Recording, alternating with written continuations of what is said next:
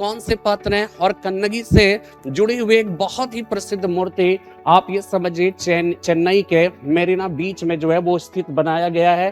तो विदय माधव जो है ये सरस्वती नदी के किनारे निवास किया करते थे अपने पुरोहित गौतम राहु गण के साथ। कहा जाता है कि हाथों में अग्नि को लेकर ये उत्तर वैदिक काल में कौन सी नदी तक पहुंच जाते हैं? सदा नीरा नदी तक है। तो आपने नाम देखा नर्री ने कुरुंतो के अनगुरु नूरु पदितु पतु परिपादल कलित होके एना नूरु पूर्णा नीरु तिरुमुरु कातु पदे नेडु नलवादे पेरुपन तुरु पदे पत्ति न पाले, ठीक है, सिरुपन तर पदे मधुरे कांची कुरेंची पतु मले पदु कदाम।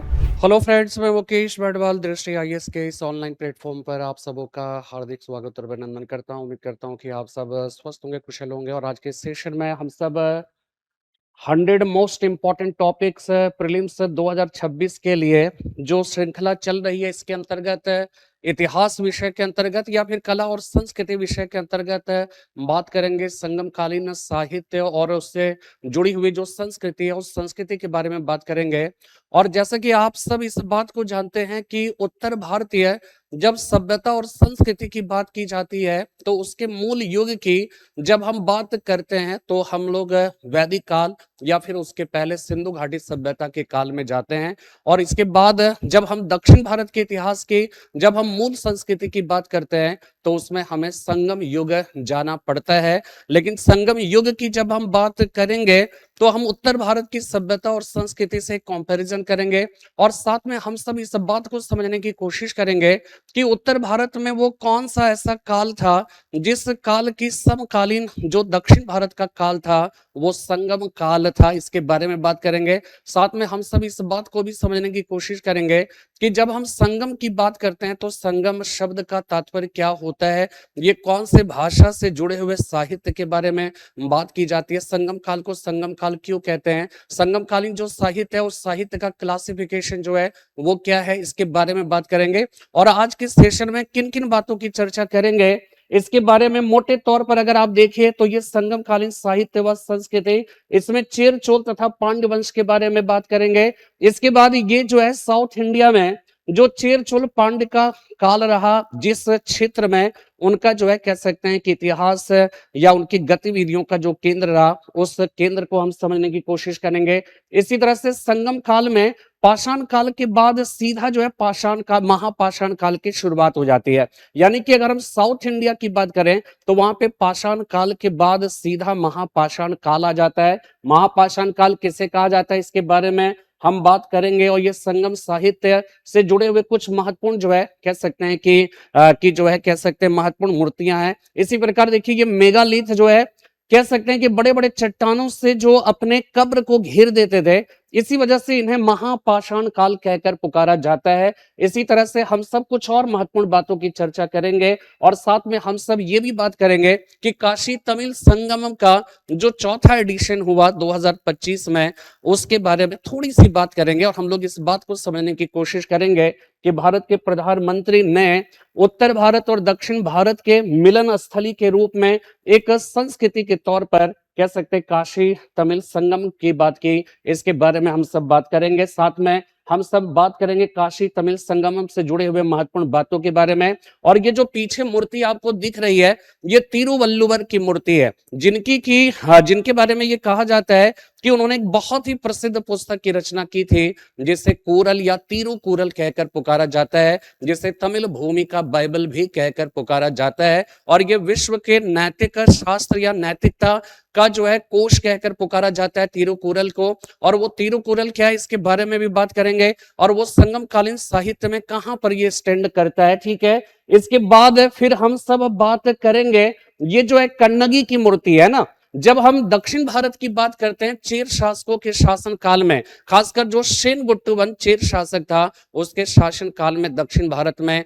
कन्नगी पूजा का प्रारंभ हुआ था। तो वो कन्नगी पूजा क्या है, कन्नगी किसे कहते हैं या कन्नगी कौन से पात्र हैं, और कन्नगी से जुड़ी हुई एक बहुत ही प्रसिद्ध मूर्ति आप ये समझिए चेन्नई के मेरीना बीच में जो है वो स्थित बनाया गया है। इसी प्रकार जो है संगमकालीन जो साहित्य है उन सारे साहित्यों के बारे में आज के सेशन में बात करेंगे। और जैसे कि आप सब इस बात को बेहतर तरीके से जानते हैं कि अगर हम साउथ इंडिया की बात करें तो यहाँ पे देखिए नर्मदा और ताप्ती नदी है। ठीक है, ये विंध्य पर्वतमाला का क्षेत्र है। इसके बाद ये पूरा साउथ इंडिया का क्षेत्र प्रारंभ हो जाता है।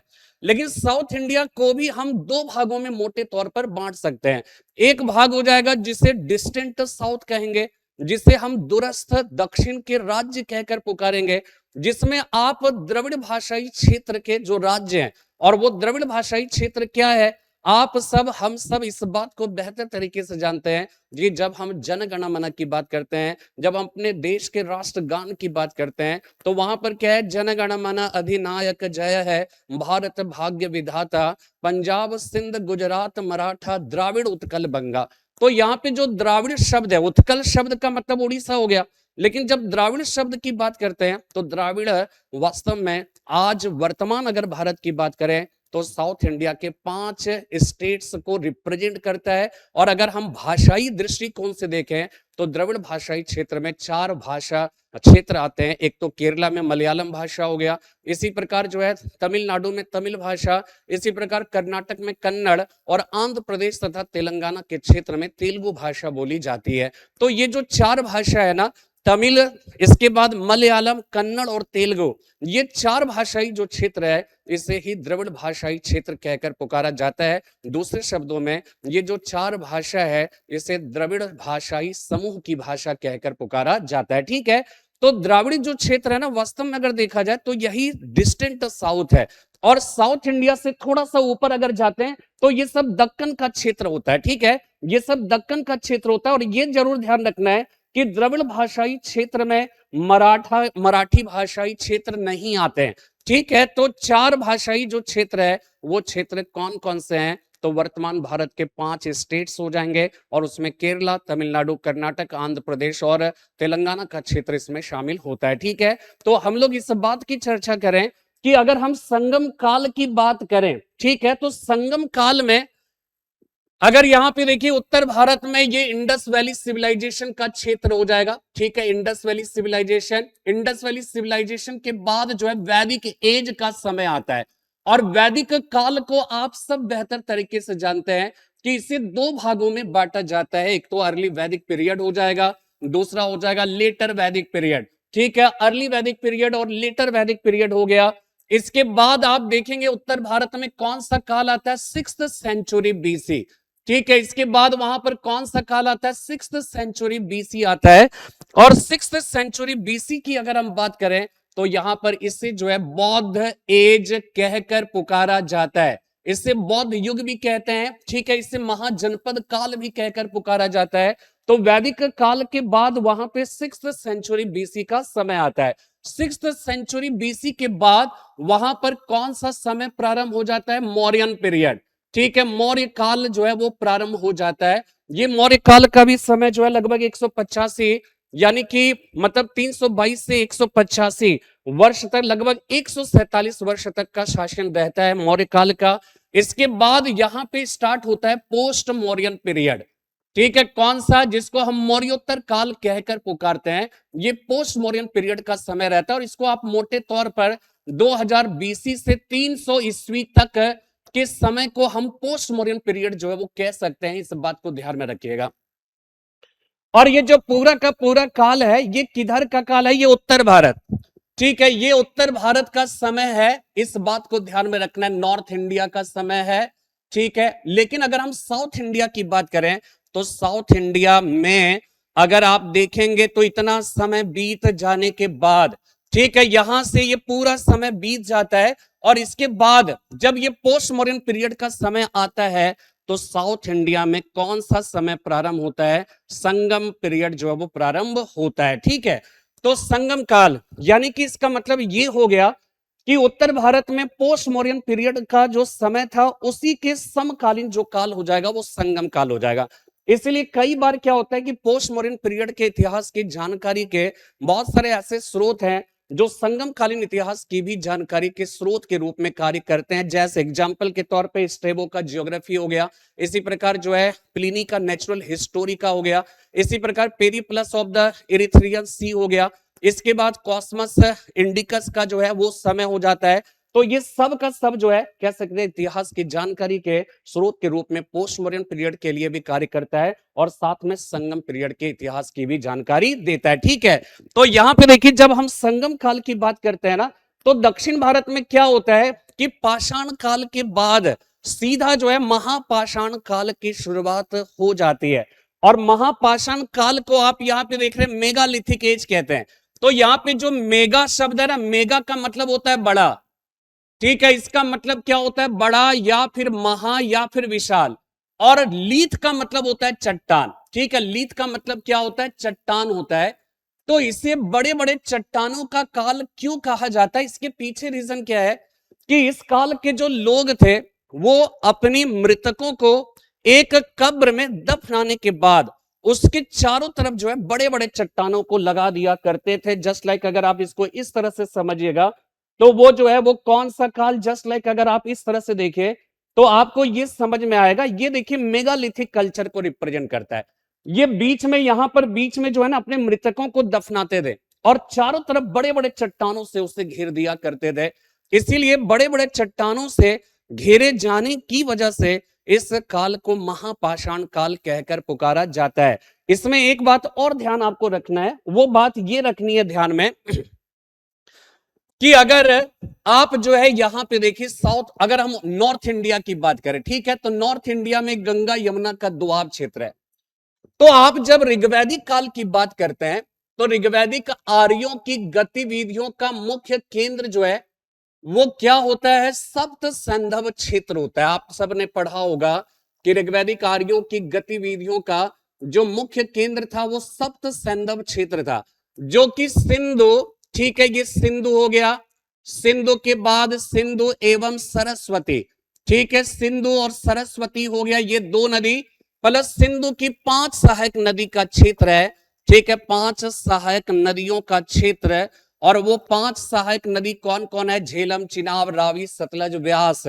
ठीक है, तो ऋग्वैदिक आर्यों की गतिविधियों का मुख्य केंद्र जो है सप्त सैंधव क्षेत्र था। और ये सप्त सैंधव क्षेत्र सिंधु और सरस्वती नदी हो गई ये दो नदी, और सिंधु की पंजाब की तरफ से बहने वाली 5 सहायक नदियों का क्षेत्र, जिसमें झेलम, चिनाब, रावी, व्यास, सतलज।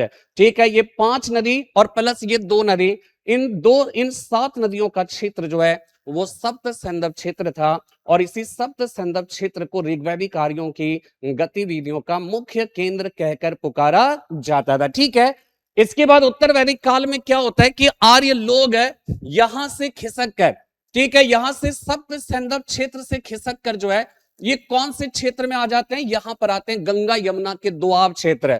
ठीक है, गंगा यमुना का ये जो दोआब क्षेत्र है ना, ये उत्तर वैदिक काल के आर्यों की गतिविधियों का मुख्य केंद्र था।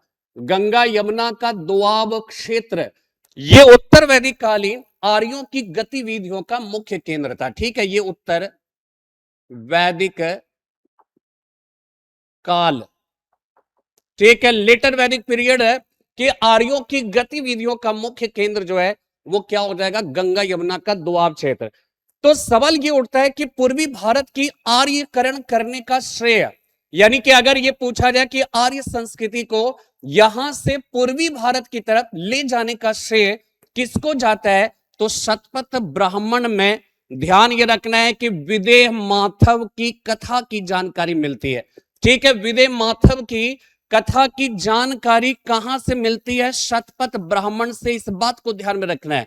इससे एक्चुअली ये इतना इंपॉर्टेंट इसलिए है क्योंकि इससे ये पता चलता है कि उत्तर वैदिक काल में आर्यों की गतिविधियों का जो केंद्र था वो केंद्र किधर था। ठीक है, दूसरी बात कि उनका विस्तार पूर्वी भारत में किस तरफ हो रहा था, इस बात की जानकारी शतपथ ब्राह्मण के विदेह माधव की कथा से प्राप्त होती है। और विदेह माधव के बारे में ये कहा जाता है कि वो सरस्वती नदी के किनारे निवास किया करते थे, अपने पुरोहित गौतम राहु गण के साथ हाथों में अग्नि को लेकर वो पूर्वी भारत में, यहां पर पूर्वी भारत में अगर इस क्षेत्र में देखें तो यहां पे क्या है, कौन सा क्षेत्र हो जाएगा, इसको ध्यान रखना है कि ये जो है ना सदा नीरा नदी, यहां पे कौन सी नदी बहती है, सदा नीरा नदी बहती है इधर से ऐसे।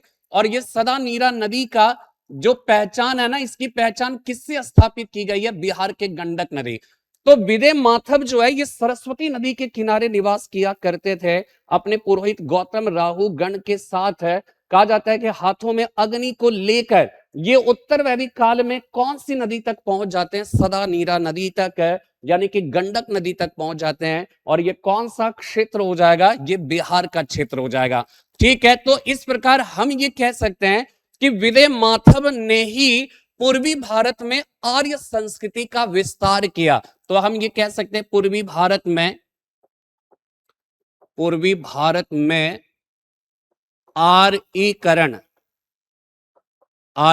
किया। ठीक है, पूर्वी भारत में आर्यीकरण करने का श्रेय जो है वो किसको जाता है? विदय माधव को जाता है। ठीक है, लेकिन जब सवाल आपसे ये पूछा जाए कि दक्षिण भारत में आर्य संस्कृति को कौन ले गए, तो इसका जवाब याद रखना है, बहुत ही महत्वपूर्ण है। और वो महत्वपूर्ण ये है कि आर्य संस्कृति को इधर से इधर साउथ इंडिया, ठीक है, वो कौन ले गए थे? ऋषि अगस्त्य। ऋषि अगस्त्य को दक्षिण भारत में आर्य संस्कृति के ले जाने का श्रेय दिया जाता है। ऋषि अगस्त्य इन्होंने दक्षिण भारत का आर्यीकरण किया। दक्षिण भारत का आर्यीकरण किया, इस बात को ध्यान में रखना है। ठीक है, तो कहा जाता है कि महापाषाण काल का जो मानव है ना, वो पहाड़ी ढलानों पर निवास किया करते थे, थोड़ी बहुत खेती भी करते थे। और अगर हम महापाषाण काल की बात करें तो उत्तर वैदिक काल का समय बीत चुका था और वहां पे लोहे का प्रयोग जो है वो प्रारंभ हो गया था। तो कहा जाता है कि उत्तर भारत के आर्य संस्कृति से जब साउथ इंडिया का संपर्क स्थापित हुआ तो महापाषाण काल का जो मानव था वो पहाड़ी ढलानों पर निवास किया करते थे, थोड़ी बहुत खेती भी करते थे, लोहे के औजार का प्रयोग करते थे और काले और लाल रंग के मिट्टी के बर्तन का प्रयोग किया करते थे। लेकिन उत्तर भारत की संस्कृति से जैसे जैसे उनका इंटरेक्शन होता गया, जैसे जैसे उनका संपर्क स्थापित होता गया, कहा जाता है कि समय और बीतता चला गया और कहा जाता है कि ये महापाषाण काल का जो मानव था वो धीरे धीरे पहाड़ी ढलानों से उतरकर वो मैदानी इलाकों में आ गए और मैदानी इलाकों में आ गए और वहां पर बहुत बड़े पैमाने पर धीरे धीरे वो कृषि का कार्य जो है वो प्रारंभ कर दिया। और कृषि का कार्य प्रारंभ हो जाने की वजह से वहां पर बड़े बड़े जो है कह सकते हैं कि मुखिया या कबायली चरण के जो है बहुत सारे मुखिया का वहां पे जन्म होता है, जैसे किलार है, वेलीर है, वेंतर है। ठीक है, ये सब ना दक्षिण भारत के बहुत सारे जो बड़े बड़े मुखिया होते थे ना, उनको जैसे ये हो गया किलार, है ना, किलार हो गया ये छोटे मुखिया, इसके बाद किलार के बाद हो जाएगा वेलीर, ये उनसे बड़े मुखिया, और इनसे सबसे बड़े मुखिया जो है किलार वेलीर वेंतर, वेंतर जो है ना ये सबसे बड़े मुखिया थे। इस बात को ध्यान में रखना है। ठीक है, मैं आपको ये बताने का प्रयास कर रहा हूं कि दक्षिण भारत में जो संगम कालीन 3 राजवंश है, चेर, चोल और पांड्य राजवंश है, तो ये चेर, चोल, पांड्य राजवंश का उदय कैसे हुआ? तो आपने देखा कि महापाषाण काल का जो मानव था वो किस तरह से पहाड़ी ढलानों पर थोड़ी बहुत कृषि का कार्य किया करते थे। ठीक है, लोहे के औजार का प्रयोग करते थे, ठीक है, काले और लाल रंग के मिट्टी के बर्तनों का प्रयोग करते थे। फिर जैसे जैसे समय बीतता चला गया, आर्य संस्कृति से जैसे जैसे उनका इंटरेक्शन बढ़ता गया, उनके ज्ञान में अभिवृद्धि हुई और फिर वो मैदानी इलाकों की ओर जो है वो ट्रांसफर हो गए और मैदानी इलाकों में जाकर फिर वहां पे कृषि का कार्य करने लगे। और कृषि का कार्य करने की वजह से वहां पर क्या हुआ? सबसे पहले किलार, किलार का मतलब है ये छोटे मुखिया हो गए। ठीक है, ये क्या हो जाएंगे? छोटे मुखिया हो गए। ठीक है, इसके बाद क्या होगा? इनसे बड़े जो मुखिया होते थे उनको कहा गया वेलीर, ये हो गए बड़े मुखिया, इनसे बड़े मुखिया हो गए। इसी प्रकार इनसे भी बड़े जो मुखिया थे, सबसे बड़ा मुखिया वो हो जाएंगे वेंतर। और चूंकि ये सबसे बड़े थे, पावरफुल थे, तो अपने नीचे के जो है कहा जाता है कि मुखियाओं को अपने नियंत्रण में कर लिया। और इस तरह से कह सकते हैं कि एक ही जगह पे नहीं हुआ, बल्कि चेर, चोल और पांड्य राजवंश का उदय जो है ऐसे ही हुआ। जैसे क्या हुआ? वेंतर ने उसने अपने छोटे सभी मुखिया को अपने क्षेत्र में मिला लिया और इस प्रकार क्या हुआ? चेर राजवंश का उदय हुआ। इस तरह से क्या हुआ? चेर, एक क्षेत्र में चेर राजवंश का उदय हुआ। इसी प्रकार कहीं और किलार, वेलीर, वेंतिर होगा तो उससे चोल वंश का उदय होगा। इसी प्रकार कहीं और भी किलार, वेलीर, वेंतिर होगा तो इस तरह से किसका उदय होगा? पांड्य वंश का उदय होगा। ठीक है, और इस प्रकार संगम काल की अगर हम बात करें तो संगम काल में तीन राजवंशों की भूमिका बहुत ही महत्वपूर्ण होती है। उसमें से एक चेर राजवंश हो गया, दूसरा हो गया चोल राजवंश, इसके बाद तीसरा हो जाएगा पांड्य वंश। तो यहां पर अगर आप मैप में देखें तो इसका कौन कौन सा क्षेत्र है, तो यहां पे देखेंगे ये जो है ना, ये क्षेत्र जो है ध्यान रखिएगा, ये चेर क्षेत्र कहलाता है। अगर हम केरला की बात कर लें तो केरला में चेर राजवंश है। इसी प्रकार तमिलनाडु के उत्तर में अगर आप देखिए तो ये पांड्य राजवंश हो जाएगा, और थोड़ा सा साउथ में अगर आप साउथ जो है तमिलनाडु में देखिए तो पांड्य राजवंश का उदय हो जाता है। तो ये चेर वंश हो गया, इसी प्रकार चोल वंश व पांड्य वंश, ये तीन ऐसे राजवंश है जिसने संगम काल की गतिविधियों में अपनी महत्वपूर्ण भूमिका निभाई थी। तो इस तरह से आपको ये बात समझ में आ गई कि संगम काल में जिन तीन राजवंश यानी कि चेर चोल और पांड्य राजवंश की महत्वपूर्ण भूमिका रही, उनका उदय कौन सी परिस्थिति में किस तरह से हुआ था, और महापाषाण काल को महापाषाण काल क्यों कहा गया। और साउथ इंडिया में, उत्तर भारत में अगर पाषाण काल की बात करें तो पाषाण काल के बाद वहां पर क्या होता है कि वहां पे ताम्र पाषाण काल आता है, फिर जिसको कैल्कोलिथिक एज कहा जाता है, फिर वहां पे कांस्य युगीन सभ्यता आती है। लेकिन साउथ इंडिया की अगर हम बात करें तो वहां पे पाषाण काल के बाद सीधा जो है महापाषाण काल की शुरुआत हो जाती है। तो महापाषाण काल क्यों कहा गया, ये क्लियर हो गया ना, कि वे लोग अपने मृतकों के साथ कैसा आचरण करते थे, कैसा व्यवहार करते थे। जस्ट लाइक आप इस तरह से देखिए कि वो एक कब्र में जो है अपने डेड बॉडी को रख देते थे, फिर उनके चारों तरफ बड़े बड़े चट्टानों से जो है उसे घेर दिया करते थे। तो इस वजह से, ये बड़े बड़े चट्टानों से घिरे होने की वजह से इसे मेगालिथिक एज या महापाषाण काल कहकर पुकारा जाता है। ठीक है, अब हम लोग इस बात को समझने की कोशिश करें कि जब हम संगम काल की बात करते हैं, ठीक है, इसको एकदम ध्यान से समझिएगा, जब हम संगम काल की बात करते हैं, संगम काल, ठीक है, ये कौन से काल, यानी कि इसमें कहां की बात कर रहे हैं? साउथ इंडिया की बात कर रहे हैं। हम लोग किसकी बात कर रहे हैं? साउथ इंडिया या दक्षिण भारत की बात करते हैं, इस बात को ध्यान में रखना है। ठीक है, दक्षिण भारत। इसका अगर हम समय की बात करें तो ये समय क्या हो जाएगा? 200 बीसी से 300 ईस्वी के आसपास का समय हो जाएगा। ठीक है, इसको भी समझ लेना है। दूसरी इंपॉर्टेंट बात कि जो संगम काल है ना, ये संगम जो है वो क्या है, ठीक है, इस बात को समझना है, संगम। तो देखिए एक बात और ध्यान रखना है, जब मध्यकालीन भारत का इतिहास हम सब पढ़ते हैं, विजयनगर काल पढ़ते हैं, विजयनगर राज्य की स्थापना मोहम्मद बिन तुगलक के शासनकाल में हुआ था, और हरियर और बुक्का नामक दो भाइयों के द्वारा दक्षिण भारत में तुंगभद्रा नदी के दक्षिण में इस विजयनगर राज्य की स्थापना की गई थी, प्रसिद्ध वैष्णव संत माधव विद्यारण्य की प्रेरणा से। ठीक है, प्रसिद्ध वैष्णव संत माधव विद्यारण्य की प्रेरणा से साउथ इंडिया में तुंगभद्रा नदी के दक्षिण में हरियर और बुक्का के द्वारा 1336 ईस्वी में मोहम्मद बिन तुगलक के शासनकाल में विजयनगर राज्य की स्थापना की जाती है। और इसके ठीक 10 साल के बाद की अगर हम बात करें, 1347 ईस्वी में मोहम्मद बिन तुगलक के ही शासनकाल में अलाउद्दीन हसन बहमन शाह उर्फ हसन गंगू के द्वारा एक नए राज्य की स्थापना की जाती है, उसे बहमनी राज्य कहकर पुकारा जाता है। और आप साउथ इंडिया में अगर आप देखें, ठीक है, अगर इस नक्शे को समझें तो यहां पर आपको एक बहुत ही इंपॉर्टेंट बात की जानकारी मिलेगी। ठीक है, और वो इंपॉर्टेंट बात क्या हो जाएगी कि साउथ इंडिया में अगर यहां पर देखें, ठीक है, तो यहां पे जो है ना, अगर ये कृष्णा नदी है ना, ये कृष्णा नदी, कृष्णा की ही एक सहायक नदी है तुंगभद्रा नदी। तो कृष्णा के उत्तर में अगर हम बात करें तो यहां पर बहमनी राज्य की स्थापना की गई थी। और इसी तरह से दक्षिण भारत में तुंगभद्रा नदी के दक्षिण की अगर हम बात करें तो यहां पर विजयनगर राज्य की स्थापना की गई थी। ठीक है, और इस बात को ध्यान में रखना कि ये जो कृष्णा और तुंगभद्रा नदी के बीच का जो ये क्षेत्र है ना, इसको ध्यान रखना है कि इससे जो है ना रायचूर दोआब कहा जाता है, बहुत ही महत्वपूर्ण है। ठीक है, इसे रायचूर दोआब कहकर पुकारा जाता है। और ये रायचूर दोआब जो है ना, ये कृष्णा और तुंगभद्रा नदी के बीच का ये बहुत ही फर्टाइल लैंड था, और यहीं पे जो है ना गोवा बंदरगाह भी पड़ता था। अच्छे नस्ल के घोड़े जो है वो फारस की खाड़ी हॉर्मुज से चलकर यहीं पे उतरा करता था। और कहा जाता है कि इसका लोकेशन इतना महत्वपूर्ण था इसका सामरिक दृष्टिकोण से, आर्थिक दृष्टिकोण से एक महत्वपूर्ण अवस्थिति होने की वजह से इस रायचूर दोआब पर अधिकार को लेकर विजयनगर और बहमनी राज्य के बीच में एक लंबा संघर्ष चला था। ठीक है, तो कहने का मतलब है कि यहाँ पे विजयनगर राज्य की बात मैं कर रहा था।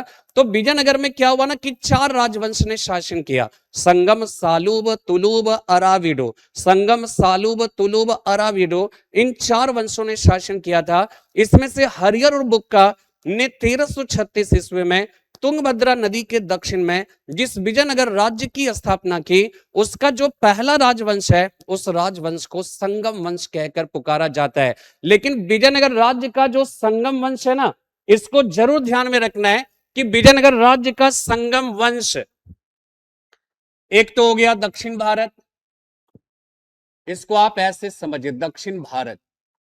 दक्षिण भारत में क्या है ना कि ये कंफ्यूजन दूर करना बहुत ही जरूरी है, और मैं आपको वो बातें बताऊंगा जहां पर सामान्य तौर पे क्या होता है कि जो स्टूडेंट्स, जो एस्पायरेंट होते हैं सिविल सर्विसेज के, वो कहीं ना कहीं क्या होता है कि वहां पे कंफ्यूजन की स्थिति या कंफ्यूजन के स्टेट में जो है वो रहते हैं। तो यहां पर देखिए क्या है कि अगर हम साउथ इंडिया की बात करें तो एक काल यहां पर क्या हो जाएगा, संगम काल।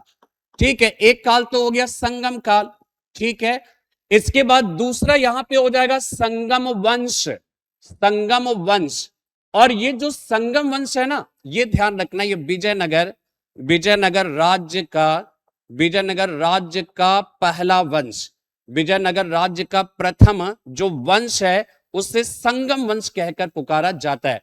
और दूसरी बात, जब यहां संगम काल की बात करते हैं तो हम ये कहते हैं कि ये दक्षिण भारत की सभ्यता, दक्षिण भारत की सभ्यता व संस्कृति का ये मूल युग था। इस बात को ध्यान में रखना है, संस्कृति, दक्षिण भारत की सभ्यता व संस्कृति का ये मूल युग था, इस बात को ध्यान में रखना है। ठीक है, लेकिन सवाल ये उठता है कि यहां पे जो संगम है, ये संगम क्या है, और यहां पे जो संगम है वो संगम क्या है। तो यहां पे ध्यान रखना है, यहां पे जो संगम है ना, ये हरियर, हरियर व बुक्का,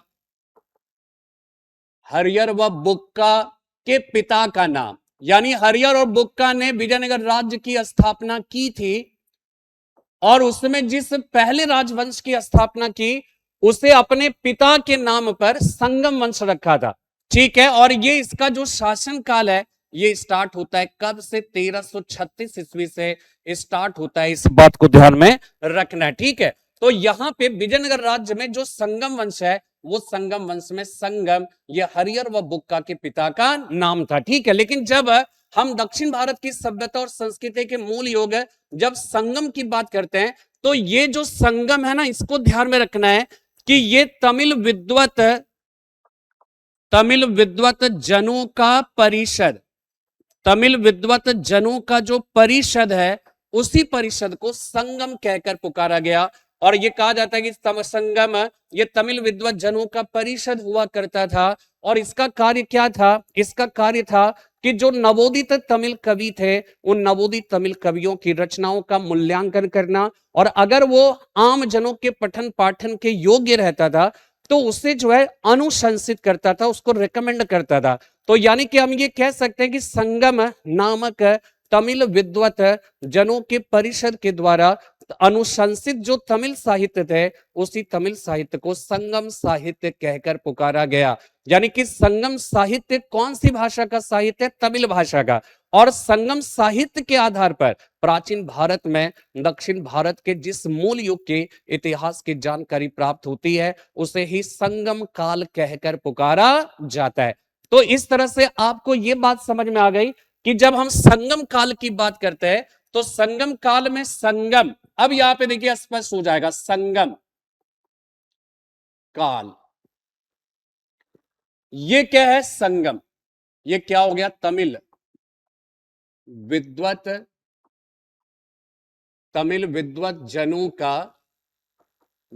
का परिषद, तमिल विद्वत जनों का परिषद।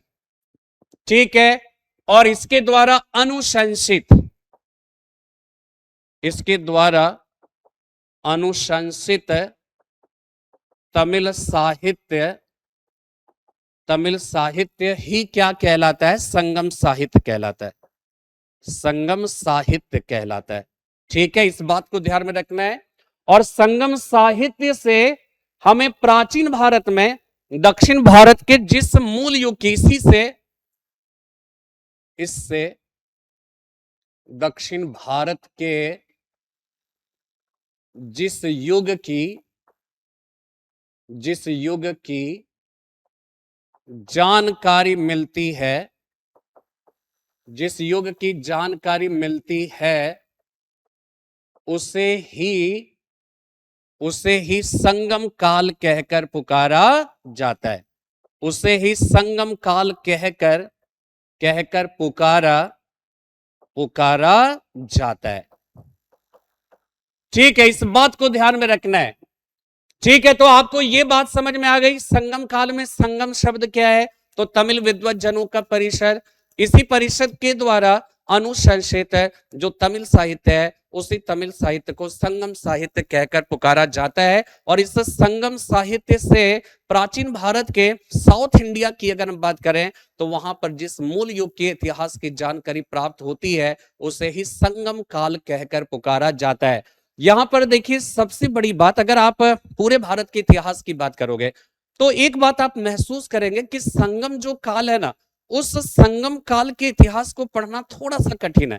थोड़ा सा कठिन मैं उत्तर भारत के लोगों के पॉइंट ऑफ व्यू से बात कर रहा हूं, क्योंकि वो तमिल जानते नहीं है। तो तमिल ना जानने की वजह से क्या होता है कि उसके जो तमिल शब्द है वो तमिल शब्द थोड़ा सा कठिन हो जाता है। जैसे कि अगर आप देखिएगा कि जो ये संगम है, ये कुल 3 संगम हुए थे। ठीक है, यानी कि एक वहां साउथ इंडिया के 8वीं सदी के एक बहुत ही प्रसिद्ध तमिल विद्वान हुए जिनको इरेयनार अरुगप्पोरुल कहकर पुकारा जाता है। इरेयनार अरुगप्पोरुल वो ये कहते हैं कि कुल 3 संगम हुए, यानी कि तमिल विद्वत जनों का जो परिषद है उनका जो गेट टुगेदरनेस हुआ था वो कुल 3 हुए थे। ठीक है, पहला, दूसरा, तीसरा। तो इन तीनों संगम में जैसे देखा जाए पहले संगम का एक भी साहित्य उपलब्ध नहीं है। ठीक है, उसके बारे में यह कहा जाता है कि प्रथम संगम का एक भी साहित्य उपलब्ध नहीं है। और प्रथम संगम का एक भी साहित्य उपलब्ध नहीं होने के पीछे जो रीजन है वो रीजन ये है कि ऐसा कहा जाता है कि वहां पर उस प्रथम संगम के आयोजन के बाद वहां पर बाढ़ आ गई थी। ठीक है, बाढ़ आने की वजह से उसके जितने भी साहित्य थे वो सब के सब जो है वो बह गए। ठीक है, इसके बाद दूसरा संगम हुआ, तो दूसरा संगम हुआ ना, उसका उपलब्ध एकमात्र साहित्य जो है वो तोलकाप्पियम है। और ये तोलकाप्पियम अपने आप में बहुत ही महत्वपूर्ण है। जिस तरह से उत्तर भारत में अगर हम संस्कृत भाषा के अगर उपलब्ध मूल ग्रामर साहित्य की बात करें, अगर व्याकरण ग्रंथ की बात करें तो पाणिनि का अष्टाध्यायी है। तो पाणिनि का अष्टाध्यायी संस्कृत भाषा की उपलब्ध जो मूल व्याकरण ग्रंथ जो है वो अष्टाध्यायी है। ठीक इसी तरह से जब हम तमिल भाषा के ग्रामर की बात करते हैं तो ध्यान ये रखना है कि वो कौन सी साहित्य, कौन सी पुस्तक हो जाएगा, तोलकाप्पियम। और इस तोलकाप्पियम की रचना ऋषि अगस्त्य के 12 प्रिय शिष्यों में से एक शिष्य थे तोलकाप्पियार। और तोलकाप्पियार ने इसी दूसरे संगम में उन्होंने क्या किया था, तोलकाप्पियम की रचना की, जो वर्तमान तमिल साहित्य का उपलब्ध ओल्डेस्ट ग्रामर ग्रंथ माना जाता है। इस बात को ध्यान में रखना। ठीक है, इसके बाद तीसरा संगम होता है। तो ये कहा जाता है कि वर्तमान में उपलब्ध जितने भी संगम साहित्य है वो सब के सब तीसरे संगम से जुड़ा हुआ है। ठीक है, वो तीसरे संगम से जुड़ा हुआ है। तीसरे संगम के यानी वर्तमान में उपलब्ध जितने भी संगम साहित्य उसमें अगर तोलकाप्पियम को छोड़ दिया जाए और साथ में शिलप्पाधिकारम, मणिमेखले और जीवक चिंतामणि, इन 4 ग्रंथों को छोड़ दिया जाए तो संगम काल के जितने भी साहित्य हैं वो सब के सब तीसरे संगम से जुड़े हुए हैं। और तीसरे संगम से जुड़े हुए उसमें जो तीसरे संगम के साहित्य है ना, उन साहित्यों को 2 भागों में बांटा जाता है। उसमें एक हो गया आख्यानात्मक, दूसरा उपदेशात्मक। जो आख्यानात्मक ग्रंथ है उसको जो है मेल कणक्कु कहा जाता है। जो उपदेशात्मक ग्रंथ है वो कील कणक्कु कहलाता है। इसी प्रकार मेल कणक्कु को भी 2 भागों में बांटा जाता है, इटूटो गोई पत्तु पातु। और कील कणक्कु में पदिण कील कणक्कु आता है। तो मेल कणक्कु, कील कणक्कु में सबसे पहली बात सेग्रीगेट किया, फिर मेल कणक्कु को 2 भागों में बांटा गया, इटूटो गोई और पत्तु पातु। और कील कणक्कु के अंतर्गत 18 ग्रंथ आते हैं जिसे पदिण कील कणक्कु कहकर पुकारा जाता है। इसी प्रकार इटूटोगोई के अंतर्गत जो 8 ग्रंथ आते हैं वो 8 ग्रंथ है नर्रीने कुरुंथोके एनगुरुनूरु पदितुपत्तु परिपादल कलिथोके एहनानूरु पुरनानूरु। ये जो ना इटूटोगोई के 8 ग्रंथ है। इसी प्रकार पत्तू पातू के अंदर 10 ग्रंथ है और वो 10 ग्रंथ है तिरुमुरु कातुपदे नेडु नलवादे पेरुपन तुरुपदे मल्लई पातु कुरिंची पत्तु मले पदु कदाम मधुरे कांजी। ठीक है, ये सब के सब जो है ना ये 10 ग्रंथ जो पत्तू पातू है उसमें आते हैं। और जब हम कह सकते हैं कि कील कणक्कु की बात करते हैं जो उपदेशात्मक ग्रंथ है उसमें पदिणय कील कणक्कु आता है, उसमें 18 ग्रंथ है। और उसी 18 ग्रंथ में जो सबसे प्रसिद्ध ग्रंथ है उसी प्रसिद्ध ग्रंथ को कूरल या तिरुकुरल कहकर पुकारा जाता है, जिसके लेखक थे तिरुवल्लुवर, और इसे तमिल भूमि का बाइबल कहकर पुकारा जाता है। यह अपने आप में बहुत ही महत्वपूर्ण है। तो आपने नाम देखा नर्री ने कुरुंतो के अनगुरु नूरु पदितु पतु परिपादल कलितो के एना नूरु पूर्णा नीरु तिरुमुरु कातुपदे नेडु नलवादे पेरुपन तुरुपदे पत्तिन पाले। ठीक है, सिरुपन तरपदे मधुरे कांची कुरेंची पतु मले पदु कदाम, है ना। ये सब आपको नाम से नहीं लग रहा है कि थोड़ा सा टिपिकल है ना, थोड़ा सा टिपिकल हो जाता है और इस वजह से थोड़ी सी दिक्कतें आती है। लेकिन मैंने महसूस किया है कि कोई भी टिपिकल जो चीजें होती है जो थोड़े से कठिन आपको नजर आते हैं ना, उन कठिन जो बातें होती है उसको रटना थोड़ा सा कठिन होता है, लेकिन एक बार जब याद हो जाता है ना तो फिर उसका जाना या उसका भूलना भी अपने आप में बहुत ही कठिन हो जाता है। तो इसलिए जब भी कोई कठिन चीजें आती है तो आप उससे घबराइए मत, उसके पीछे पड़ जाइए कि वो कैसे याद नहीं होगा। और एक बार अगर याद हो गया तो आप देखिएगा अपने आप में बहुत ही। इसी तरह से चीनी ग्रंथ है, जितने भी चीनी यात्री आए उन सब ने अपनी पुस्तकें लिखी है। ठीक है, उसमें से सी यू की फू को की है चू फांची यू बान चांगचरे काओ फा काओ सांगचुंग से किया फ्रांगचे, ये सब चाइनीज ग्रंथ हो जाएगा। तो चाइनीज जो पुस्तकें हैं चाइनीज वो उसको एक साथ पढ़ेंगे तो लगेगा चाइनीज भाषा बोल रहे हैं, लेकिन ओवरऑल ना तो मैं चाइनीज भाषा का ज्ञाता हूं ना ही मैं तमिल भाषा का ज्ञाता हूं। लेकिन क्या है कि जो तमिल ग्रंथ है जो चाइनीज ग्रंथ है उसको एक बार थोड़ी सी मुश्किलें जरूर आई उसको रटने में, लेकिन एक बार जब याद हो जाता है या याद हो गया तो अपने आप में बहुत ही इंटरेस्टिंग हो जाता है। जैसा कि अभी अभी हमने आपको बोला और आपको महसूस हुआ होगा कि कितना फर्राटेदार हमने बोला। लेकिन ये सब just like practice maximum perfect वाली बात है, कोई एक्स्ट्रा ऑर्डिनरी कोई बात यहाँ पे नहीं है। बस इतनी सी बात है कि आपने कितनी प्रैक्टिस की, कितना उसे पढ़ा, कितना उसे रटा, कितना उसकी चर्निंग की, कितना मंथन किया, कितना निधि ध्यासन किया, तो फिर वो धीरे धीरे आपके स्वभाव का अंग बन जाता है और फिर आप बहुत ही फर्राटेदार आप अपनी बात को कह जाते हो। ठीक है, तो यहां पे देखिए अब संगम साहित्य की अगर बात करें तो इसको देखिए, इसको सबसे पहले ना आपको 3 संगम समझना पड़ेगा। ठीक है, पांड्य शासकों के संरक्षण में पांड्य शासक, और ये जो पांड्य शासक है ना, ये पांड्य शासक का शासन जो है वो कहां पे था, मदुरई। ठीक है, और ये मदुरई जो है ये कहां पर है, तमिलनाडु। अभी अभी आपने देखा सुदूर दक्षिण में तमिलनाडु के क्षेत्र में। तो मदुरई के पांड्य शासकों के संरक्षण में इनके संरक्षण में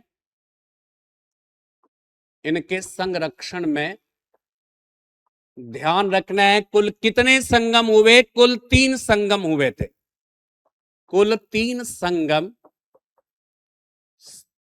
संगम हुए थे। ठीक है, और ये बात कौन कह रहा है, तो एक 8वीं सदी के प्रसिद्ध लेखक हैं इरेयनार अरुगप्पोरुल।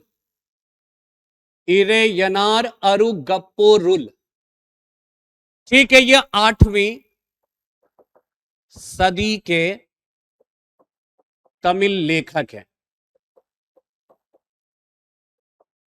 8वीं सदी के एक प्रसिद्ध तमिल लेखक इरेयनार अरुगप्पोरुल ने यह बात कही है कि साउथ इंडिया में मदुरई से शासन करने वाले पांड्य शासकों के संरक्षण में कुल 3 संगम का आयोजन हुआ था।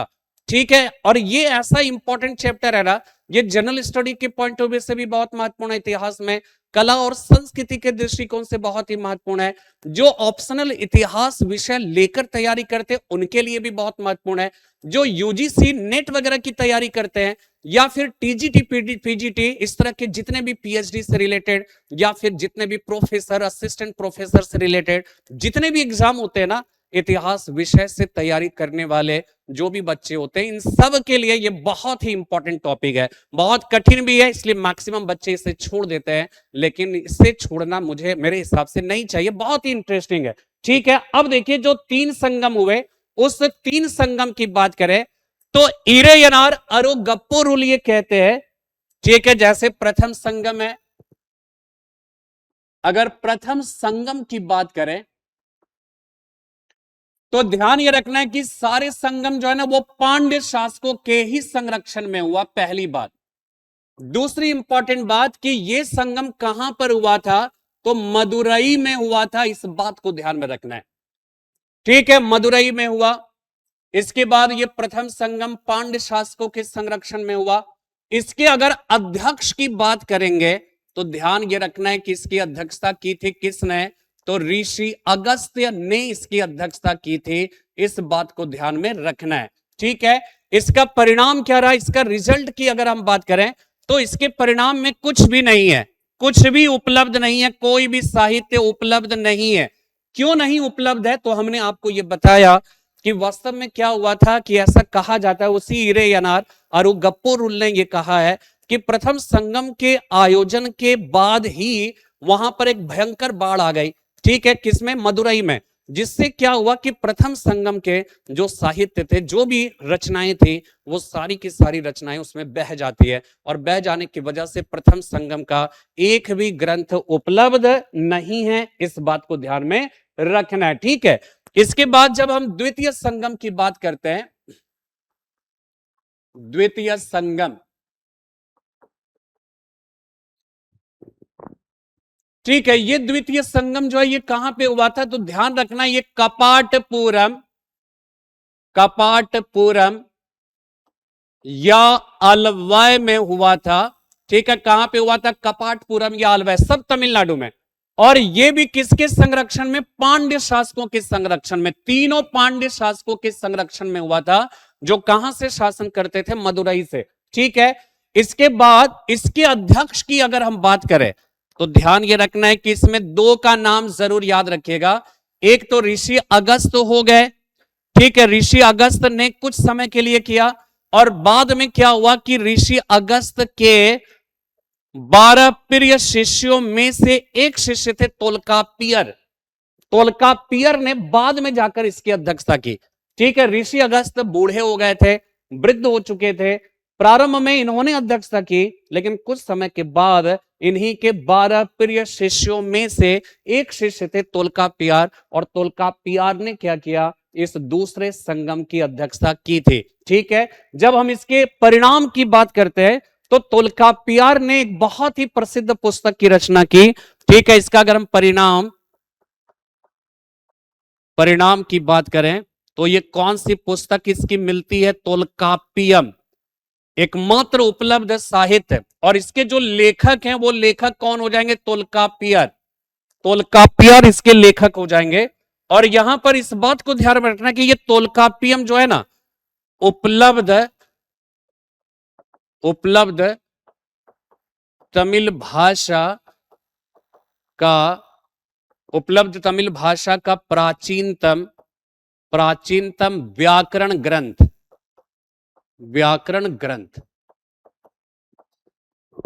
उपलब्ध तमिल भाषा का प्राचीनतम व्याकरण ग्रंथ जो है वो तोल्कापियम है, और ये दूसरे संगम का एकमात्र उपलब्ध साहित्य है। इसी में ना धर्म अर्थ काम मोक्ष, इसके लिए अरम पोरुल इनवम विडु, जिसे हम धर्म अर्थ काम मोक्ष कहते हैं ना, इसी को तमिल भाषा में अरम पोरुल इनवम विडु कहकर पुकारा जाता है, और तोल्कापियम में इसके बारे में जानकारी मिलती है। इसी पर बाद में इरेयनार, नच्ची, नार्विक नियर, ठीक है, इन सब ने इस पर जो है टीका ग्रंथ की रचना की थी, इस पर जो है मतलब कमेंट्री की रचना की थी, इस बात को ध्यान में रखना है। ठीक है, इसके बाद क्या हो जाएगा, तृतीय संगम। अब सारा जो कमाल है ना वो तीसरे संगम का है, ठीक है। तृतीय संगम, तृतीय संगम ये कहां पे होगा, उत्तरी मदुरा। ये कहां पे होगा, उत्तरी मदुरा। और ये भी किसके संरक्षण में होगा, पांड्य शासकों के संरक्षण में, पांड्य शासकों के संरक्षण में, पांड्य शासकों के संरक्षण में तृतीय संगम का आयोजन किया गया था। इसके अगर अध्यक्ष की बात करोगे ना, इसके जो अध्यक्ष थे, अध्यक्ष का नाम था नक्कीरर, नक्कीरर।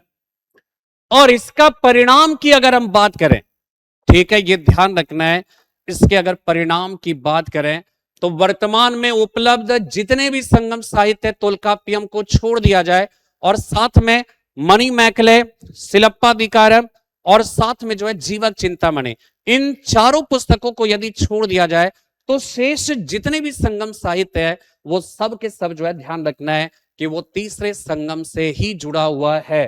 तो आप ये कह सकते हो वर्तमान में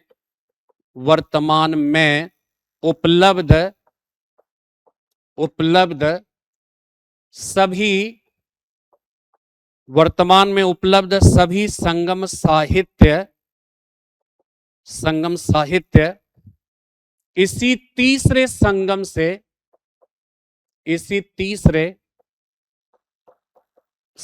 से जुड़ा हुआ है, इस बात को ध्यान में रखना है, ठीक है। इसी संगम से, इसी से जुड़ा हुआ है, इस बात को ध्यान में रखना है, ठीक है।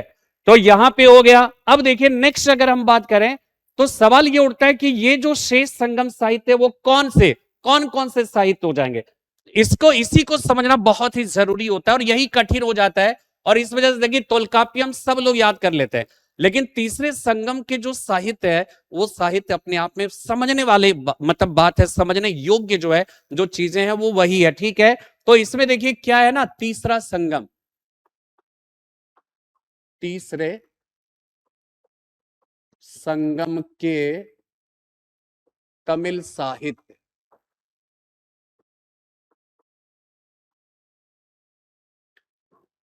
तीसरे संगम के तमिल साहित्य, इसको हम क्या कर सकते हैं, दो भागों में बांट सकते हैं। एक आख्यानात्मक हो जाएगा, दूसरा उपदेशात्मक।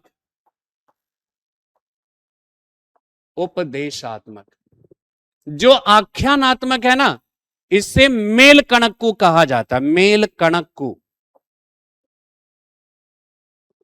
और जो उपदेशात्मक है इसे कहा जाएगा कील कणक्कू,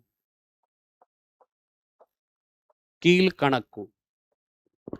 मेल कणक्कू, कील कणक्कू। मेल कणक्कू जो पुस्तक है ना, इसका भी दो कैटेगराइजेशन किया जाएगा और वो दो कैटेगराइजेशन क्या हो जाएगा, इटूटो गोई, इटूटो गोई, और दूसरा है पत्तू पातू, इटूटो गोई पत्तू पातू। और कील कणक्कू की अगर हम बात करें तो इसके अंतर्गत क्या आएगा, पदिनय कील कणक्कू, पदिनय कील कणक्कू, ठीक है। इटूटो गोई में ध्यान ये रखना है कि इटूटो गोई के अंतर्गत कितनी पुस्तकें आएंगी, 8 पुस्तकें, 8 ग्रंथ आएंगे इसके अंतर्गत।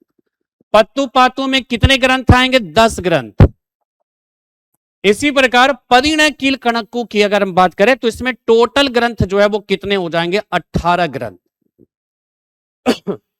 ठीक है, 18 ग्रंथ। समझ में बात आ रही है कि तीसरे संगम के जो तमिल साहित्य हैं उसको दो भागों में कैटेगराइज किया जा सकता है, क्लासिफाइड किया जा सकता है, आख्यानात्मक, उपदेशात्मक। आख्यानात्मक ग्रंथ को मेल कणक्कु और उपदेशात्मक ग्रंथ को कील कणक्कु कहा जाता है। मेल कणक्कु के अंतर्गत दो तरह के ग्रंथ आते हैं, इटूटो गोई पत्तू पातू। इटूटो गोई के अंतर्गत 8 ग्रंथ, जबकि पत्तू पातू के अंतर्गत 10 ग्रंथ आते हैं। और कील कणक्कु में पदिणय कील कणक्कु के अंतर्गत 18 ग्रंथ आते हैं। अब इसमें जो है ना, यही चीज याद रखना होता है, जिसमें 8 ग्रंथ है तो वो हो गया नर्री ने कुरुंत होके एनगुरु नोरु पदितु पत्तु परिपादल कलित होके एहना नोरु पुरना नोरु। इसके बाद यहाँ पे 10 ग्रंथ हो जाएगा, तीरु मुरु कातु पदे नेडु नलवादे पेरुपन तुरुपदे पत्ती न पाले सिरुपन तरपदे मधुरे कांची कुरिंची पदु मलय कुरिंची मलय पदु कदाम। ठीक है, ये सब के सब जो है पत्तू पातू के अंतर्गत आएंगे। तो इसमें नर्री ने कुरुंत होके, इसमें जो पत्तू पातू है ना, इस पत्तू पातू में जो 8-10 ग्रंथ है ना, इसमें से एक ग्रंथ है पत्ती न पाले, बहुत ही इंपॉर्टेंट है पत्ती न पाल है। और ये पत्ती न पाले जो है ना, ध्यान ये रखना है, ये कावेरी पट्टनम, ये कावेरी पट्टनम बंदरगाह जो है, जिसे पोहार भी कहा जाता है, और इसको बसाया किसने था? चोल शासक करिकाल। करिकाल ने इस बंदरगाह को बसाया था, कावेरी पट्टनम। इसी कावेरी पट्टनम को केंद्र में रखकर करिकाल के कहने पर रुद्रन कन्नार ने, ठीक है, किसने लिखा था? रुद्रन कन्नार ने इस पुस्तक की रचना की थी। इस बात को ध्यान में रखना है, पत्ती न पाल है। ठीक है, तो ये एक इंपॉर्टेंट पुस्तक हो जाएगा, ये जरूर याद रखिएगा, सब याद रखिए या ना रखिए। इसी प्रकार पदिणय कील कणक्कु में जो 18 ग्रंथ है ना, उस 18 ग्रंथ में ध्यान ये रखना है कि ये अपने आप में 18 ग्रंथ में कौन सी ग्रंथ इसमें सबसे महत्वपूर्ण है। तो इसमें एक बहुत ही प्रसिद्ध पुस्तक है, एक प्रसिद्ध पुस्तक कौन सी हो जाएगी? तिरुकुरल। तिरुकुरल या शॉर्ट में कुरल कहा जाता है, कुरल। ठीक है, इसके जो लेखक है ना, इसके जो लेखक हैं वो लेखक कौन हो जाएंगे? तिरुवल्लुवर। इसके लेखक है तिरुवल्लुवर। ठीक है, और इस पुस्तक को याद रखिएगा, इसे तमिल भूमि का बाइबल कहकर भी पुकारा जाता है। इसे तमिल भूमि का बाइबल कहकर पुकारा जाता है, तमिल भूमि का बाइबल। ठीक है, तमिल भूमि का बाइबल कहा गया। इसमें तिरुकुरल का मतलब है ना, तिरु का मतलब है महान, श्रेष्ठ। इसमें तिरु का मतलब जो है ना, वो है श्रेष्ठ, महान, पवित्र। और कोरल का मतलब होता है दोहा, छंद, दोहा या छंद, इसको इंग्लिश में कहेंगे कपलेट, है ना। ठीक है, और इसमें जो है ना, क्या है कि 2 लाइन में, दोहा 2 लाइन में है। पहली लाइन में 4 शब्द है और दूसरी लाइन में 3, यानी एक कपलेट में 7 वर्ड्स हैं। इस बात को ध्यान में रखना, 7 शब्द के अंतर्गत आता है। और इसमें टोटल जो है ना, टोटल अध्यायों की संख्या, अब ये क्यों याद रखना है इसके बारे में मैं बता रहा हूं कि इसमें टोटल जो अध्याय है वो 133 अध्याय, और इसमें से प्रत्येक अध्याय में 10 कपलेट है। और इस प्रकार इसमें टोटल 1330 कुरल है, 1330 कुरल।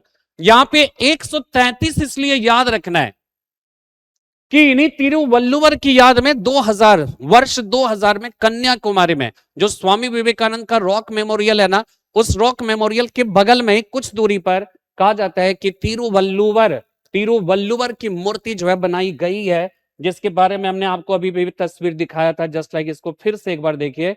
ठीक है, पढ़ते वक्त जब आप तस्वीर भी देख लेते हो ना, तो निश्चित रूप से क्या होता है कि ये अपने आप में बहुत ही महत्वपूर्ण हो जाता है। ये आप देख रहे हो, इनकी जो हाइट है ना, ये जो मूर्ति है, इस मूर्ति की हाइट की अगर हम बात करें तो यहां तक इसका टोटल जो है हाइट है 133 फीट है, 133 फीट। और ये कहां पर है? कन्याकुमारी तमिलनाडु में। ठीक है, ये कैप कैमोरिन, ये कन्याकुमारी स्वामी विवेकानंद का इधर है, इधर जो है आपका दिख रहा है तिरुवल्लुवर की मूर्ति। तो 133 फीट होने का कारण क्या है? इसलिए 133 फीट बनाया गया है, क्योंकि जो तिरुकुरल है इसमें टोटल जो अध्यायों की संख्या है 133 है, और प्रत्येक अध्याय में 10 जो है कपलेट्स है, यानी 10 छंद या 10 दोहा है, और प्रत्येक दोहे में 7 शब्द है। ठीक है, तो 133 अध्याय होने की वजह से इस मूर्ति की जो हाइट है ना वो 133 फीट जो है वो बनाया गया। और ये तिरुवल्लुवर की मूर्ति है, इस बात को ध्यान में रखना है, बहुत ही महत्वपूर्ण है, और ये कन्याकुमारी में है। और ये तिरुवल्लुवर की जो पुस्तक है ना तिरुकुरल, ये तिरुकुरल में आपने एक चीज देखा होगा कि इसको जब हमने कैटेगराइज किया तो हमने कहां पे रखा, हमने इसे जब रखा तो आपने देखा होगा दक्षिण भारत की जो है इसे कहां पे रखा देखना। हाँ ठीक है, यहां पर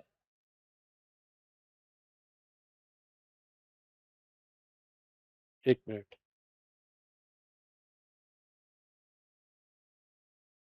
यहाँ पे जो तिरुकुरल आपने देखा, हमने दो भागों में बांटा था ना, मेल कणक को कील कणक को, तो जो कील कणक को है वो कील कणक को यहां पे देखे, आपने देखा कील कणक को क्या है, उपदेशात्मक, इसको नोटिस करिएगा, ये उपदेशात्मक है। उपदेशात्मक के अंतर्गत ही कौन आ रहा है, तिरुकुरल, यानी तिरुकुरल जो है ना, इससे याद रखिएगा इसमें ना बहुत सारे एथिक्स की बात की गई है, बहुत सारे मतलब नैतिक जो मूल्य का, जैसे पंचतंत्र हो गया, जैसे जातक कथा हो गया, तो जातक कथा और पंचतंत्र के लिखने का उद्देश्य क्या था, छोटी छोटी कहानियों के माध्यम से रोचक तरीके से क्या करना, नैतिक मूल्यों का संप्रेषण करना आम जनों तक। ठीक है, इसी तरह से तिरुकुरल की अगर आप बात करें तो इसमें भी इथिक्स की बहुत सारे आचार शास्त्र से जुड़े हुए बहुत सारी जो है बातें की गई है, बहुत सारी उपदेशात्मक बातें की गई है, इसलिए इसको पता है नैतिकता का, नैतिक शास्त्र का, इसे विश्व कोश कहकर भी पुकारा जाता है। तो अपने आप में ये कह सकते हैं, समाज में देखिए नैतिकता का इतना अवमूल्यन होता है कि टाइम टू टाइम जो है वो क्या होता है, नैतिक मूल्यों के संप्रेषण की आवश्यकता पड़ती है। और आपने भी देखा होगा कि अगर जीएस का मतलब पेपर अगर आप देखिएगा जीएस में, उसमें इथिक्स भी जोड़ा गया। क्यों जोड़ा गया, क्योंकि कहीं ना कहीं शासन प्रशासन, अगर हम प्रशासन की बात करें तो प्रशासन के जो अधिकारी बनते हैं वो एक बहुत ही पावरफुल पोस्ट होता है, तो वहां पर क्या होता है, भ्रष्टाचार की संभावनाएं बहुत ही ज्यादा रहती है। तो ऐसी स्थिति में क्या होता है कि अगर वो एथिक्स या एथिकली अगर बहुत साउंड नहीं होगा तो वहां पे घोटाले के चांसेस बढ़ जाते हैं। इसीलिए क्या होता है कि जो है हाल के कुछ वर्षों से आपने देखा, पिछले कुछ वर्षों से इथिक्स भी जोड़ा गया। इथिक्स से जोड़े जाने का मतलब जो है आप इस तरह से समझ सकते हैं कि विकास देवी कीर्ति सर ने भी जो है अपने एक वीडियो में अगर आपने देखा होगा तो उन्होंने ये कहा है कि क्या इथिक्स पढ़ने से लोगों में क्या है कि भ्रष्टाचार कम हो जाएगा। तो भ्रष्टाचार कम होगा ऐसा कोई गारंटी नहीं है कि अगर आप इथिक्स पढ़ लेते हो तो भ्रष्टाचारी नहीं होंगे, ऐसा कुछ नहीं है। लेकिन कहीं ना कहीं अगर आप ये सारी चीजें पढ़कर जाते हो और कई भ्रष्टाचार आप कर रहे होते हैं तो कहीं ना कहीं भीतर का इंसान जो है ना वो इस बात को जो है कहीं ना कहीं वो आपको सचेत करेगा या फिर आपको गिलानी कहीं ना कहीं महसूस जरूर कराएगा। कई बार ऐसी बातें होती है कि हम बहुत सारी चीजें अनजाने में कर जाते हैं, तो जब हम पढ़ लिख कर जाते हैं उन सारी चीजों को, उन सब से गुजर कर जाते हैं, तो कहीं ना कहीं क्या होता है, अनजाने में अगर कुछ गलतियां होती है तो उन गलतियों के होने की संभावना कम हो जाती है, या फिर जानबूझ के भी अगर कर रहे होते हैं तो भीतर का इंसान एक बार जरूर आपको धिक्कार रहा होता है। तो इस वजह से क्या होता है, इथिक्स को जोड़ा गया ताकि पढ़े लोग समझे और भ्रष्टाचार से दूर रहे, और अगर भ्रष्टाचार करे तो कहीं ना कहीं उसके मन में ग्लानि का भाव हो, और इस तरह से कहीं ना कहीं उसको जो है भ्रष्टाचार करने से कहीं ना कहीं रोक सकता है, ऐसी संभावना व्यक्त की जाती है। ठीक है, तो ये फिलहाल इतनी सारी बातें, ये सारी बातें आपने समझ लिया कि हमने आपको बताया, लेकिन एक बहुत ही इंपॉर्टेंट बात मैं आपको बताना चाहता हूं कि इन संगम साहित्य के अतिरिक्त, ठीक है, इस संगम साहित्य के अतिरिक्त अगर देखा जाए तो संगम काल में या साउथ इंडिया में 3 महाकाव्य की रचना की गई। हालांकि ये तीनों संगम से जुड़ा हुआ नहीं है लेकिन संगम काल से अवश्य संबंधित है। तो संगम काल से, संगम कालीन 3 महाकाव्य,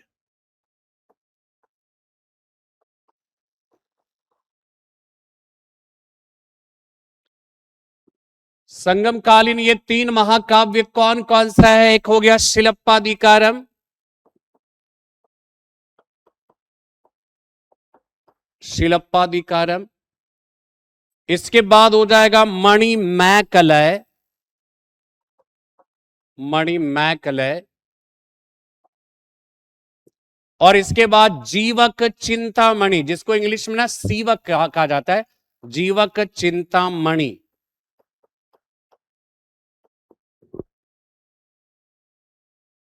शिल्पाधिकारम के लेखक का नाम है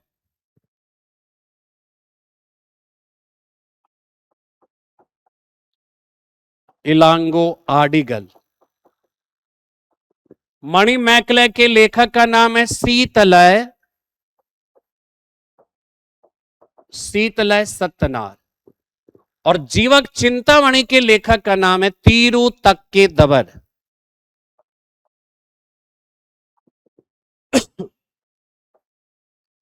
तिरुतक्केदवर। जो शिल्पाधिकारम मणिमैकले जो है ना, इन दोनों पुस्तकों को याद रखेगा। तमिल भूमि का, इसे तमिल भूमि का, इलियड व ओडिसी, इलियड व ओडिसी कहा जाता है। तमिल भूमि का इलियड व ओडिसी। शिल्पाधिकारम का मतलब होता है नुपुर की कहानी, नुपुर की कहानी। और इसमें जो कहानी है ना, इसमें 3 पात्र हैं। कोवलन कन्नगी, कोवलन है,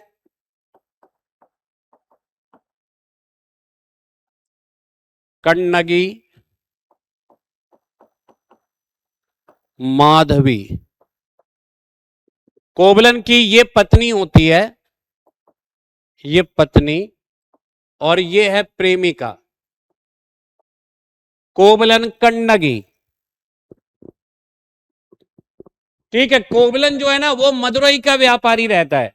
उसकी शादी किससे होती है? कन्नगी से होती है। कुछ समय तक दाम्पत्य जीवन सही बीतता है। एक बार कोवलन जो है एक पार्टी में जाता है, वह माधवी नामक एक गणिका जो है अपना नृत्य प्रस्तुत करने आती है। उसके नृत्य को देखकर कोवलन काफी प्रभावित हुआ, उनसे परिचय प्राप्त किया। धीरे धीरे ये परिचय जो है वो क्या हुआ, एक मतलब प्रेम कहानी में परिवर्तित हो जाता है। तो जब तक कोवलन इनके प्रेम पाश में रहता है, तब तक वो कन्नगी को भुला देता है और अपना सारा धन वन सब कुछ जो है वो लुटा देता है माधवी के पीछे। लेकिन बाद में जाकर जब कोवलन की स्थिति, आर्थिक स्थिति, माली हालात जब खराब हुए, तो उसे अपनी गलतियों का एहसास हुआ और ये वापस अपनी पत्नी कन्नगी के पास जो है वो क्या है कि लौट जाता है। कन्नगी ने फिर भी उसे सहर्ष स्वीकार कर लिया। सारी बातें जानते हुए भी कन्नगी ने क्या किया, अपने पति को, कोवलन को जो है फिर से सहर्ष स्वीकार कर ली। लेकिन माली हालात तो बहुत खराब हो चुके थे।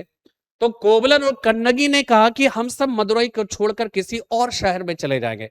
उस शहर में, किसी और शहर में चले गए वो लोग। कन्नगी ने कहा कि मेरे पास एक नुपुर है, यानी कि मेरे पास पायल है, उस पायल को आप क्या करिए, मार्केट में बेच दीजिएगा और उससे जो धन मिलेगा हम सब व्यापार करेंगे और उसी से जीविका का संचालन करेंगे। कहा जाता है कि इसके बाद कन्नगी और कोवलन चले गए और वो पायल जो है, एक पायल वो देती है कोवलन को शहर में बेच लाने को। लेकिन उस समय शहर का जो भी शासक उस राज्य का होता है, उसके पत्नी के एक पायल की चोरी चली जाती है, चोरी हो जाती है। इसलिए क्या होता है कि पूरे शहर में हल्ला होता है और चोर को पकड़ने वालों को इनाम देने की घोषणा होती है। कन्नगी ने कोवलन को जो अपनी पायल दी, वो पायल लेकर कोवलन मार्केट में चला गया, बेचने के लिए गया। तो जैसे ही बेचने गया, जौहरी वाले को मतलब पूरा हल्ला तो था ही था। जौहरी वाले को लगा कि यही जो है असली चोर यही है, और उसने तुरंत राजा को इन्फॉर्म करवा दिया। राजा को इन्फॉर्म कर राजा के सैनिक आए, उसे पकड़ लिया गया। और कहा जाता है कि नेंडू जेलियन, पांड्य वंश का शासक था नेंडू जेलियन, नेंडू जेलियन ने क्या किया कि बिना किसी खोज खबर के उसने ये सोचा यही चोर है, और उन्हें मौत की सजा दे दी जाती है। मौत की सजा यानी कि कोवलन की डेथ हो जाती है। कन्नगी को जब पता चला तो कन्नगी जो है मूर्छित होकर गिर जाती है, और जब वो होश में आती है तो वो कन्नगी क्या करती है कि वो मदुरई शहर को जलने का श्राप दे देती है, और वो जो है धू धू कर वो शहर जलने लगता है। ठीक है, बाद में कहा जाता है नेंडू जेलियन को भी असली चोर जो है पकड़ में आ गया। तो नेंडू जेलियन को बड़ा अफसोस हुआ और उसने क्या किया कि उसने जो है जाकर उसने सुसाइड कर लिया। ठीक है, तो सुसाइड कर लिया इस तरह से। तो कन्नगी जो है ना वो क्या है कि पूरे प्रसंग में अगर आप देखिए, जब तक कोवलन माधवी के साथ था तो भी कन्नगी ने क्या किया, उसने जो है इंतजार किया समय का, धैर्य के साथ जो है वक्त के बदलने का इंतजार किया। फिर जब वापस आया सहर्ष स्वीकार कर लिया, फिर अपनी अपनी पायल देकर जो है फिर से एक बेहतर जीवन जीने की तलाश में वो सब एक स्थान से दूसरे स्थान पर गए। तो इसी वजह से कन्नगी ने जो एक पतिव्रता पत्नी की जो भूमिका निभाई है, उस वजह से साउथ इंडिया में याद रखिएगा चेर शासक है जो है शेन गुट्टू वन ने क्या किया, साउथ इंडिया में कन्नगी की पूजा की जो है प्रथा की शुरुआत की थी। तो यहाँ पे शायद हो सकता है कि मैंने कन्नगी की भी जो है मूर्ति बना के मतलब जो है खोज कर मैं लाया हूं, तो आप इसको जरूर देखिए। देखिए ये है कन्नगी, है ना। ये तमिलनाडु में चेन्नई का जो मेरीना बीच है ना, उस मेरीना बीच में जो है ये लगाई गई तस्वीर मूर्ति है। और ये अपने आप में बहुत ही ये कन्नगी पूजा का मतलब साउथ इंडिया में पतिव्रता स्त्री के रूप में कन्नगी का क्या महत्व है, कन्नगी की पूजा जो है वो प्रारंभ हुई और आज भी चलन में है।